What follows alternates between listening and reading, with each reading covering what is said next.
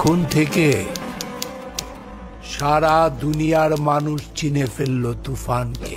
একটা বিষয় মনে রাখবা, যখন কেউ তোমার শত্রু, তখন সেই শত্রুর শত্রু তোমার বন্ধু। অর্থাৎ আমি বসবো তৃতীয় দলের সাথে। আরে ভাই, কি তৃতীয় দলরেই আমি সরকারে বসাবো। বিশ্বে তৃতীয় শক্তি আসে,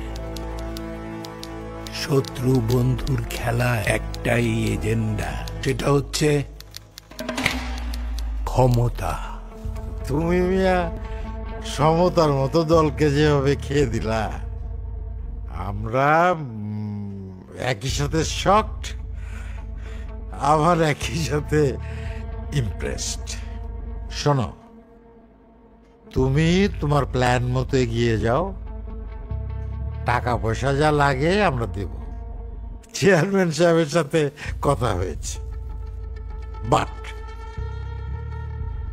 আমাদেরকে মানে জনতার দলকে মূল বিরোধী দল হিসেবে ফোরফ্রন্টে নিয়ে আসতে হবে, কোনো তৃতীয় চতুর্থ শক্তি হিসেবে না। ব্যাস এইটুকুই। আমি তো ভাবছিলাম জনতা দল সরকার গঠন করবে। হোয়াট? মানে আমরা সরকার গঠন করব? আমাদের দল? কি বলে? হ্যাঁ, কিভাবে? What is the plan? Plan? Toofan কখনো প্ল্যান জানানোর জন্য মিটিং করে না। তুফান প্ল্যান শেষ করে তারপরে মিটিং বসে। ও আচ্ছা আচ্ছা। ঠিক যেই সময় আপনি তুফানের প্ল্যানের কথা জানতে চাচ্ছেন, ঠিক সেই সময় সিনেমা হলে সিনেমা দেখছেন সচিব সুবহান।